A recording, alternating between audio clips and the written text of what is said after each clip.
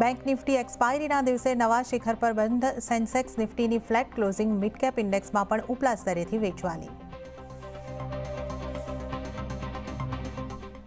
કોનકોરમાં વિનિવેશની પ્રક્રિયા હાલ નહીં થશે શરૂ. સૂત્રો પ્રમાણે વિનિવેશ વિભાગને રેલ મંત્રાલય તરફથી નથી મળ્યો પોઝિટિવ રિસ્પોન્સ. હાલ વિનિવેશના પક્ષમાં નહીં રેલ મંત્રાલય. સીએનબીસી બજારના એક્સક્લુઝિવ સમાચાર. 22 જૂને થશે જીએસટી કાઉન્સિલની મહત્વની બેઠક. ફર્ટિલાઇઝરને જીએસટીથી હટાવવા પર થઈ શકે છે વિચાર.